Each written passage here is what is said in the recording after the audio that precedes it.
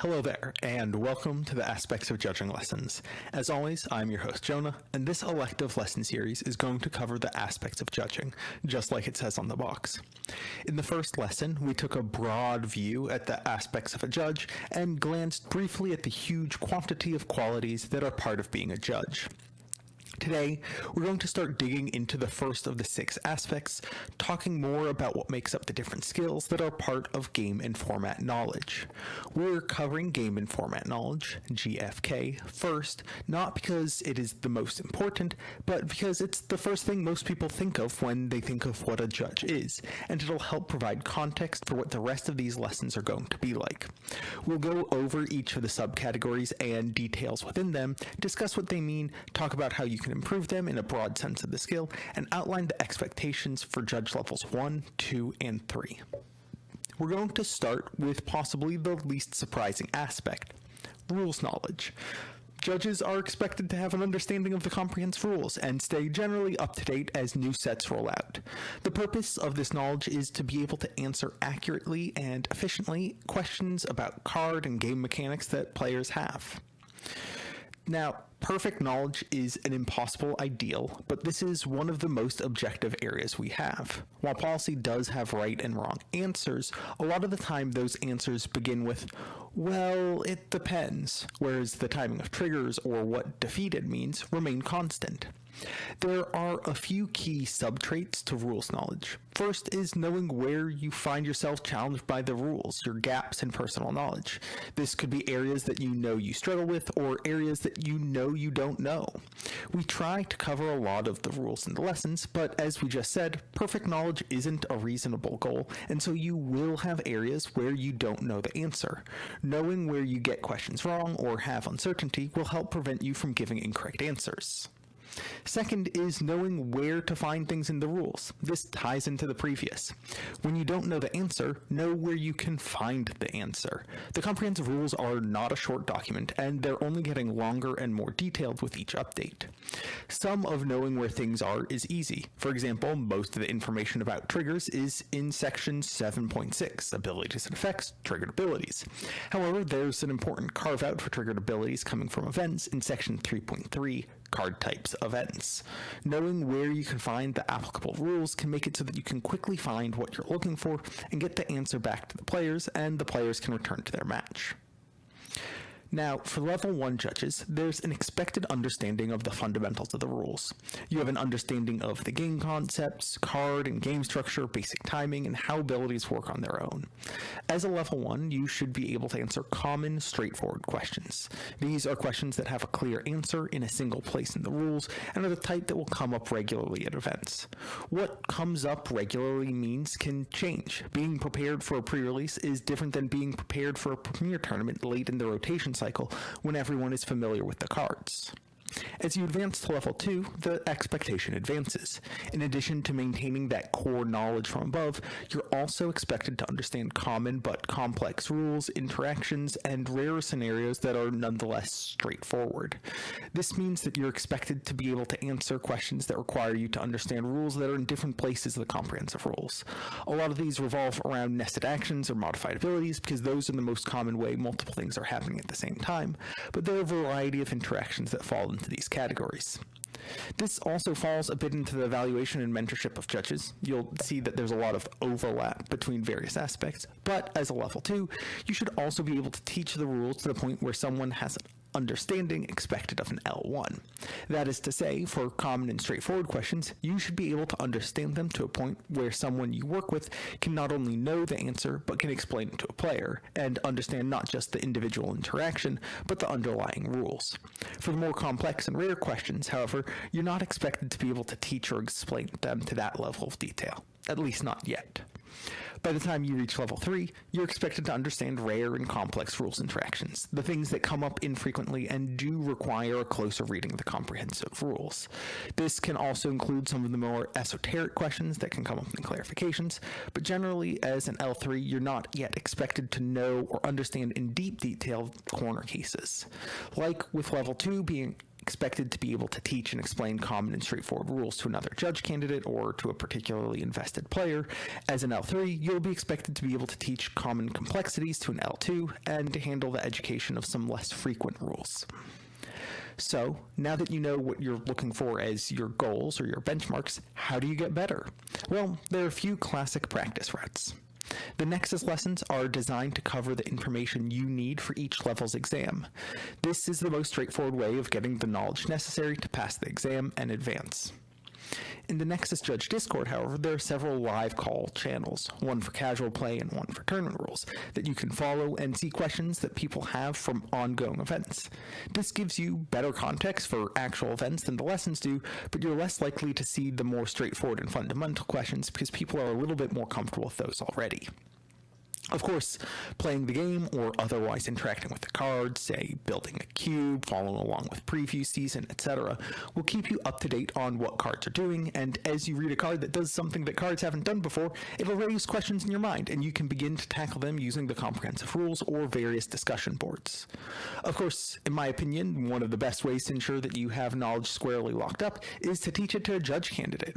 If you're pushing for level 1, teach someone interested in taking the apprentice exam. If you can explain those rules to them in such a way that they can pass the apprentice exam, you have more than a foundational knowledge in those areas.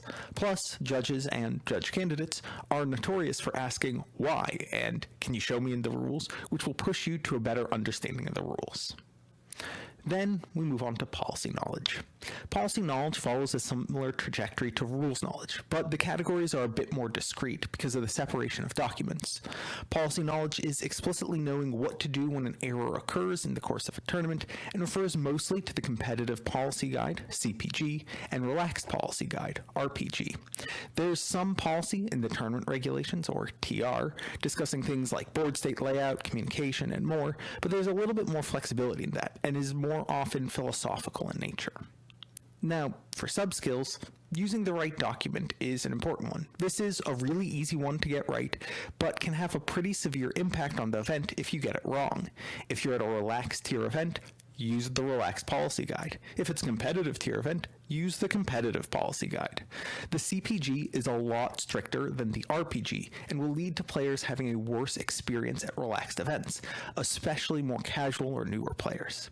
The RPG has a lot more hand-waving and results in a less consistent experience in the name of accessibility and ease for players, but will result in competitive players feeling like things may be unfair. The next element is very similar to finding the rules in the comprehensive rules, identifying infractions. For example, open card manipulation error, hidden card manipulation errors, and mulligan errors all have a fair amount of overlap and can be easily mistaken for each other if you don't get the right information or misinterpret the documents. One of the big goals of the CPG is to ensure consistency, and identifying infractions accurately is an important part of that, so that fixes and penalties are accurate and reliable.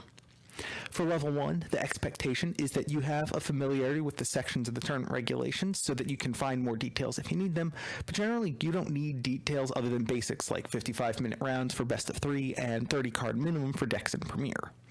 Level 1 judges are also expected to be very comfortable with the Relaxed Policy Guide, but it's only a 2-page document and most of it is about the ideals it's trying to uphold, not specific infractions and remedies. Level 2 judges should have a bit more familiarity with the tournament regulations and should be able to assemble an event structure for a competitive tier event with the correct number of rounds and playoffs. They're also expected to be comfortable with the most common of the Competitive Policy Guide, including all of the gameplay disruptions, event disruptions, excluding outside assistance, communication policy error, limited procedure disruption, and insufficient randomization. These infractions are relatively rare, and so while an L2 should be familiar with them, they don't need to have total comfort. An L2 should also understand the unsporting conduct infractions of illegally determining a result, bribery, collusion, and gambling, and cheating, while being somewhat familiar with the rest of the USC infractions. Those other infractions, while critical, are less technical and less common, and so it's a little bit easier to study them on the fly. By level 3, a judge should not only be comfortable with the whole of the CPG, they should also be able to teach the contents expected of a level 2 to a level 1 interested in advancement.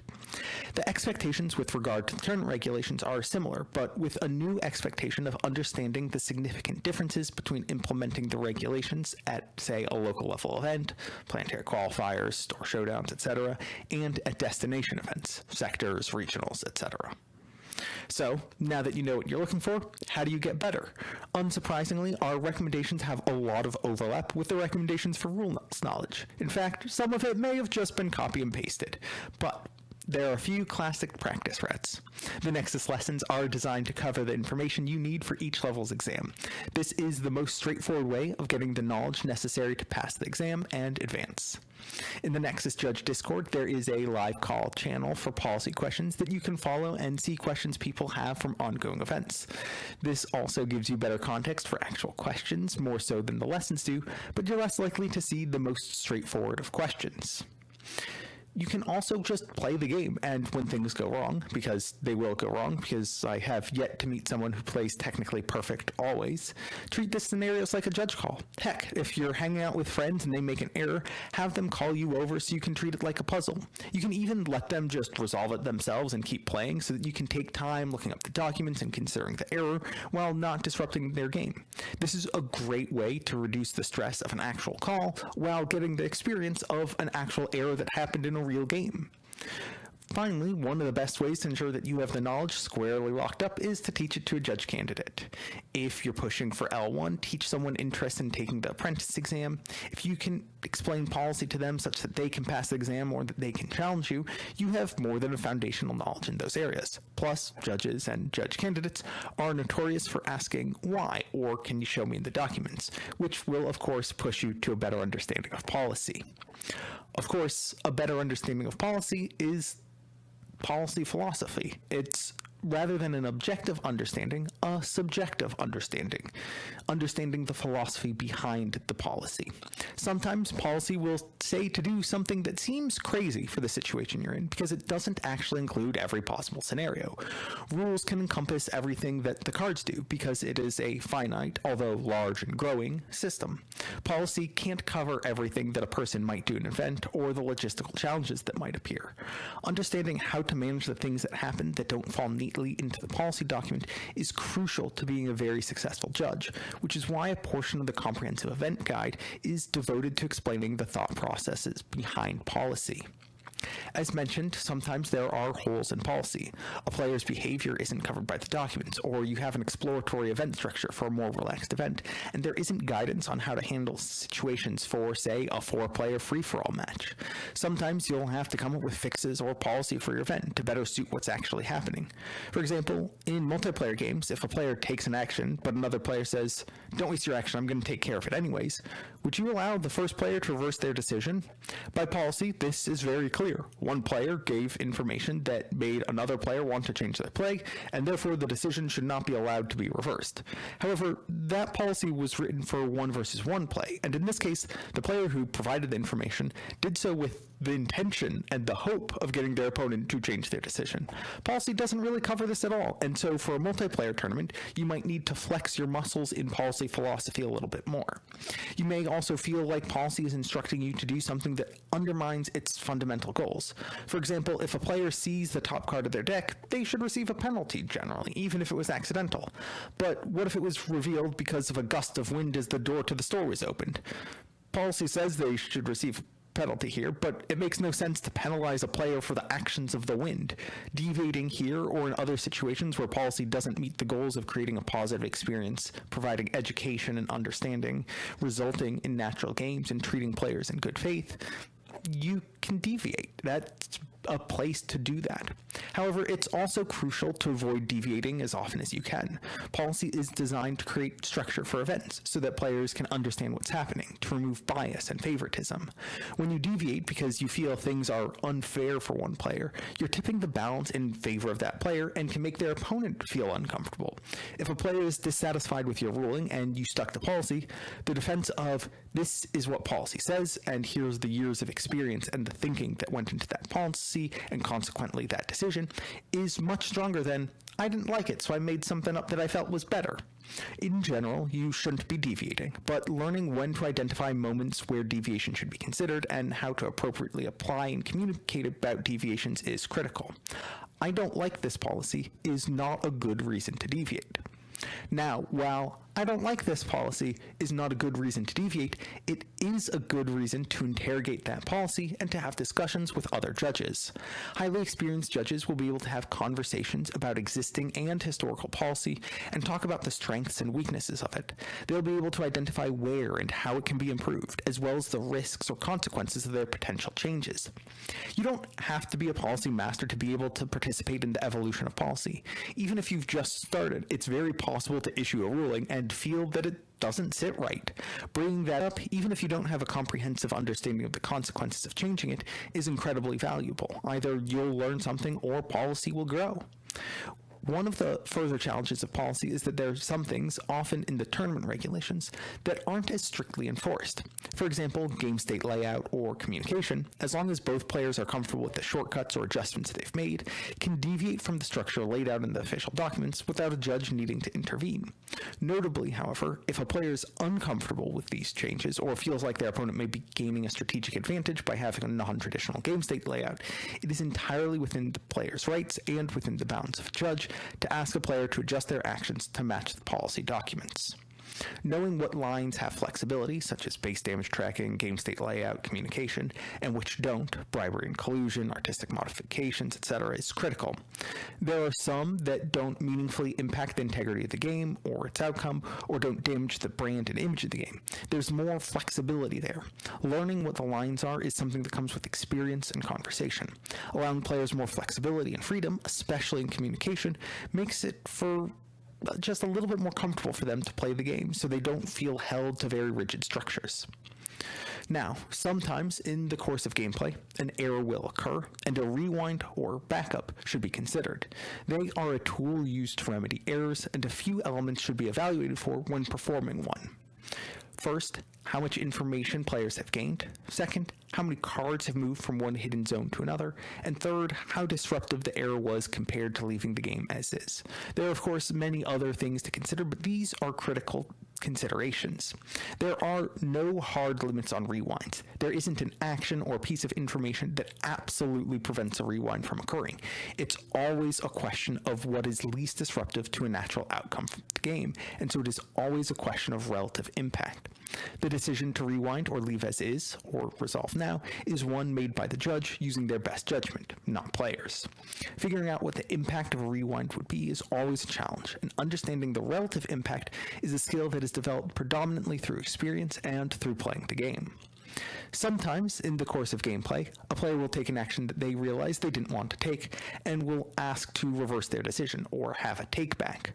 Reversing decisions can be granted by the opponent without restriction or by a judge if the opponent declines based on one factor. Did the player who is requesting to reverse their decision potentially gain any strategic information? Unlike rewinds, this is a hard limit on reversing decisions, and it's a process prompted by the player, not the judge, although the judge makes the decision. Evaluating for strategic information, however, is still a skill that evolves over time and has a lot of similarities to the skills related to evaluating whether or not a rewind is a feasible remedy. Now, Level 1 judges are expected to understand the philosophy laid out in the Relaxed Policy Guide. This is actually even more important than understanding the actual infractions and remedies in the document, as relaxed events are, well, much more relaxed. To quote the document, "Fix the game state as best you can, explain the correct process, and encourage players to be mindful going forward." The key element of relaxed tournaments is the atmosphere and energy, not the precision of technical play. At Level 2, you should have a general understanding of the goals of policy, but it's not expected that you should deviate or need to fill up gaps in policy. The two biggest areas are getting comfortable with rewinds and reversing decisions that you execute on your own. By the time you get to level 3, a judge should begin to philosophically explore policy in more depth, and many level 3 judges will have a piece of policy that they don't like and would like to see improved. It might not be that the perspective is well-founded, but having a capital O opinion on policy is something that a level 3 judge should have. Furthermore, in addition to being comfortable with rewinds and reversing decisions, they should be very comfortable walking players through those decisions.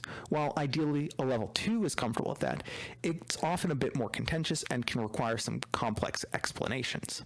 Level 3 judges should also begin to consider deviations and should be prepared to have a bit more flexibility than other judges, as unusual circumstances are more likely to arise in the larger events that they are more likely to be judging. Now, improving your policy philosophy is a little bit trickier. Unlike rules and policy knowledge, it's subjective. It's covered somewhat in the lessons on Nexus as well as in the CEG itself, but the goal is personal and subjective understanding, not knowing facts. The best way to get policy philosophy is to challenge yourself, have conversation with your peers about policy and what you think it can do better. Figure out why it's written the way it is, why the decision points that are included.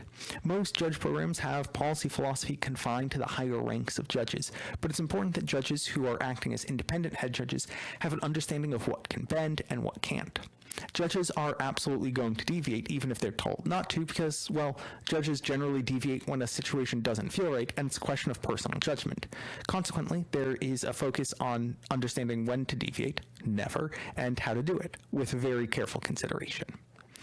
We've also included a chart that helps quantify, generally, the expectations of rules and policy knowledge in very broad terms. Level 1 judges are expected to understand common and straightforward questions. Level 2 judges are expected to understand common and complex questions, as well as straightforward but rare questions. Level 3 judges are expected to understand rare and complex questions. There are also corner cases on the table in the lesson below, including level 4 understanding straightforward corner cases and level 5 judges understanding complex corner cases, but that's not something that we particularly need to worry about today. Straightforward questions are ones that have very clear answers in the rules and policy documents, i.e., when can a player attack with a unit? Complex questions have an answer in the rules and policy documents, but frequently require putting together elements from 2 or 3 different places. For example, how does Guerrilla attack pods when played ability interact with Energy Conversion Lab, granting it ambush? Common questions are ones that a judge can expect to hear at many events, like, I accidentally knocked over the top card of my deck. How do we fix this? Rare questions may not come up at as many events, but are still reasonable to prepare for. If I play Bright Hope with the Aspect tax, will it gain ambush from Admiral Piet? Corner cases are questions that don't come up in any practical context. They usually have several cards or effects that don't see play, or extraordinarily unorthodox lines of play, although that Bright Hope Piet line is definitely a little bit unorthodox. Moving on, we have game knowledge. Beyond knowing the rules and policy for the game, it's important to understand the game itself. If you've played other trading card games, you'll have some familiarity with how the game flow works, and you may believe that you have an understanding of strategy and advantage. But every trading card game is different, and consequently the policy is different and the rules are different. Knowing and being invested in the game are hugely important to being an effective judge. You don't have to have the comprehensive rules and every card memorized, but knowing the cards that frequently create questions that see a lot of play gives you a leg up, and it makes you appear more professional and confident when you know the cards, or maybe even the question, as soon as you arrive at the table. As mentioned, you don't need to know every card. You don't need to know every card that sees play in Premier or Eternal. You don't even need to know any cards, but being familiar with them means that you can more quickly and efficiently answer questions. Players will be more likely to have doubts, particularly if you're not familiar with commonly played cards or mechanics. Knowing more immediately makes them more confident in your ruling and consequently leads to a better play experience. Now, we pretty explicitly avoid teaching specific interactions. One of our fundamental guidelines here at Cascade is that it is better for a judge to understand the underlying rules so that they can know why specific interactions work the way they do and can resolve any question, not just the handful of interactions that they've memorized the answer to. However, that doesn't mean that knowing the answer to specific interactions isn't valuable. In fact, it's incredibly valuable.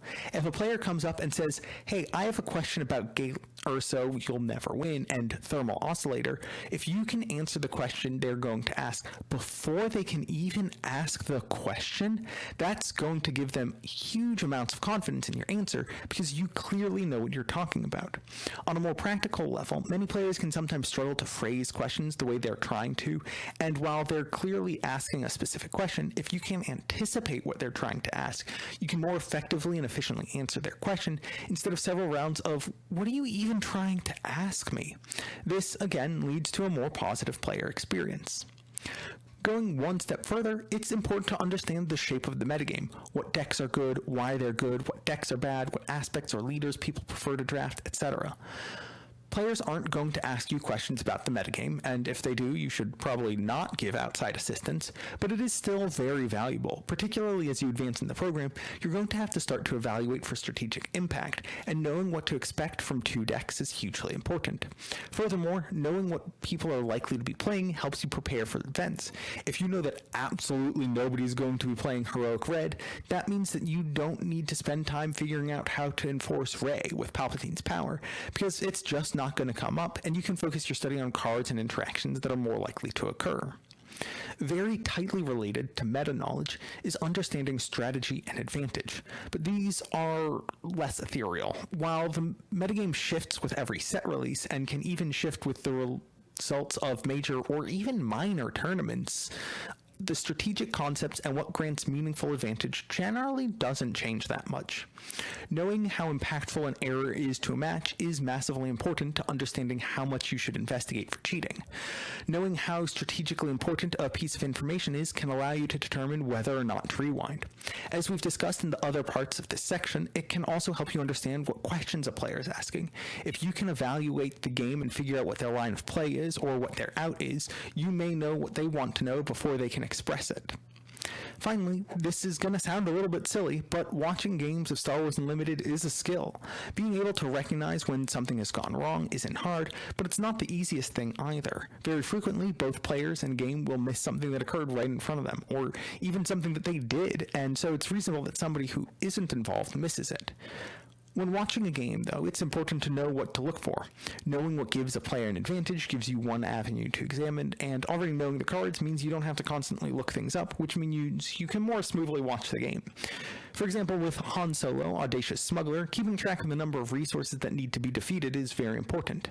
Players who play with Force leaders may activate their leader or use an ability without the Force simply because they're used to having it all the time. Some cards may have surprising restrictions or riders, such as super heavy ion cannon, requiring specifically a capital ship or transport, not just any vehicle, or constructed lightsaber, requiring a force unit, not just a non-vehicle unit, like the vast majority of lightsaber upgrades. At level 1, knowing the common cards in the formats that you judge is generally where you're expected to be. If you're predominantly judging pre-releases, that expectation is closer to knowing the weird cards in the format and being aware of the set mechanics, as opposed to the whole set. Knowing some interactions and a bit about the metagame is ideal, but there aren't particularly high or pressing standards. At level 2, a judge is expected to know some fundamentals of strategy. They don't need to know the specifics of every deck in the format, or even any decks, but knowing the broad strokes of control versus aggro, or how tempo plays and what edges they look for is very important. By level 3, you should know the common interactions and have some familiarity with the more obscure ones, as well as recognizing most of the cards played in the format. While judges are never going to be expected to have an understanding of meta and strategy that players at the same tier of play have, a level 3 judge should know what the key leaders and decks are in the format, as well as knowing many of the role-playing cards. Now, this sub-aspect is one of the easiest and most fun skills to improve. Play the game. That's all you have to do. Of course, talking to other players and consuming content on the game, whether it be coverage or deck text or card previews, all help you engage on a deeper level and better understand the game. For many, this is already a part of their usual routine. However, for many judges, particularly as they advance and get more involved, they spend more time judging the game and considering it from that perspective than actually playing it. Consequently, it's very valuable to occasionally participate in pre-release if you're not playing in them, or trying to find time to play in side events to broaden your knowledge. It's research. Investigations are an area that every judge believes that they can improve in, and frankly, they're right. However, investigations aren't just determining if a player is or was cheating. An investigation is any time the judge needs to figure out what happened in the game and why it happened. This means that practically every call with an infraction is an investigation, and so the skills you learn can have a huge amount of application. Asking the right questions is the fundamental skill of investigations. You need information, and acquiring that information is the talent that we're looking for. The challenge comes from several places. Players often don't remember exactly what happened, so you have to reconstruct the game. Players misinterpret your questions and give a misleading or useless answer. Or you may miss something or not realize that there's a piece of information that you already have, or the piece of information changes the outcome of the game or the ruling. There are lessons on investigations, but figuring out how to ask questions you need to get the answers you need to make a judgment is a challenging skill and one that grows very slowly. Some investigations are a bit more objective. Card counts are dependent on how many cards a player has accessed from their deck over the course of the game, determining if a player has accidentally drawn too many cards, or if they've remembered to appropriately replace a card they've played with Smuggle or Plot. Going through the game history and figuring out what cards were played, which triggers or abilities resolved, and how many times they resolved, if they resolve multiple times, how cards went to discard, etc. All of these are things that can be determined, and many of which players will agree on objectively. This means that you can reconstruct games that look irreparable at first glance. In a similar vein, base damage discrepancies or other general damage discrepancies can also be resolved through thorough investigation. You'll have to determine where attacks went and how often bases were attacked. This is much more challenging if neither player is using written base damage totals, but even if they are, or if they both are, it is still a time-consuming and exacting process. For both, it's important to work with the players to identify what happened and to build a concrete explanation of the events of the game before providing a ruling. Now, to talk about cheating a little bit. The most frequent cheats are opportunistic, usually when a player makes an advantageous mistake and then does not call attention to it. Investigating to determine if the player was aware of the error and their decision-making process is challenging. This is often the case of intuition, but it is important to continue to ask questions in order to have a complete explanation of events. Many players who cheat opportunistically are players who feel like they would never cheat and simply forgot who they were for a moment, and are much more likely to answer straightforward questions like, did you draw an extra card? Did you realize you had drawn an extra card? Why didn't you call for a judge when you realized you had drawn an extra card? On the other hand, there are some players who have planned to take advantage of the game and who are prepared. When there is an ongoing investigation, they're aware that the judge may be concerned of foul play and are less likely to helpfully answer direct questions. Consequently, when investigating for premeditated cheating, before digging deeply into the player's knowledge and intention, it's important to identify if the player is aware of your investigation without letting them know that you're trying to gather that information. Now, at level 1, a judge is expected to be able to work with very clear investigations: blatant cheating, where a player confesses; card counts, where both players are pretty confident and only a few cards have been drawn outside of the regroup. Level 2, of course, has slightly higher expectations, and while training is provided on investigations for level 2, it is not expected that level 2 judges have developed comprehensive investigation skills. They should be comfortable with the core concepts of card counts and damage discrepancies, but aren't expected to be experts. They should be able to sense a disturbance and know when investigation for cheating is needed, and have a few questions and lines to follow in their own investigation process when acting as head judge. At level 3, judges will be acting as head judge of larger scale planetary qualifiers and should be comfortable with card counts and damage discrepancies, able to walk both players and other judges through those situations. Furthermore, in addition to identifying when investigations for cheating are required, they should be comfortable following a line of questioning and making a judgment based on the outcomes of their questions. This is a skill that many people will inaccurately evaluate in themselves, so always consider it a work in progress. Handling the objective investigations, what happens in a game, is easier to manage than the cheating investigations. Taking judge calls or having your friends call you over can help give you practical experience to improve your investigations. In fact, with card counts and discrepancies, the game doesn't actually have to go awry. They can just say, hey judge, can you figure out if I resourced off my plot yet or not? And just leave you a puzzle while they go and get a snack. These scenarios are great because with friends, there's less pressure, and in these mock scenarios, they also know if they resourced the card or or did not, and so you can get a confident evaluation of your accuracy and know whether you were right or wrong. Cheating investigations are much harder to get useful experience with. It's hard to have mock investigation because the players at best are acting guilty or innocent, and it's more performative than useful. It can be a good way to come up with lines of questions, but don't take the outcome of any sort of mock cheating investigation too seriously. The more valuable way to gain experience is by being involved in practical, real-life cheating investigations. However, these are relatively rare, and you absolutely should not stick your nose into calls that you weren't initially involved in, which means that you have to detect these scenarios yourself. Now, notably, when working with deck checks, you're more likely to have cheating investigations than with other teams. Deck and decklist errors, as well as marked cards, all have serious ramifications and are very good opportunities for both premeditated and opportunistic, but predominantly premeditated, cheating. And consequently, when we're issuing a game loss, it's best practice to have some investigation to determine how the error occurred and the player's thought process. Furthermore, since you're already spending a significant amount of time on the call and you have time away from the players during the check, it's a place where more judges feel comfortable prompting an investigation than elsewhere. However, it's far from the only place where you can get practice. Also, as a reminder, don't just investigate a player to get practice. Being questioned by a judge is a harrowing experience, and putting a player through that just to learn a little bit for yourself is self-centered and goes against the goals of creating a positive experience for players at your events. And that's it. Next up, we're going to break into tournament operations and logistics, which, if you can believe it, has even more sub-aspects than game and format knowledge. If you're watching this on YouTube and want more lessons in your feed, go ahead and subscribe. Join us after new lessons on twitch.tv/SWU_judges for live broadcasts covering the content of these lessons as they are released, and join the Star Wars Unlimited Judge Program Discord to join the community discussion of this and much, much more. Until next time, good luck and have fun.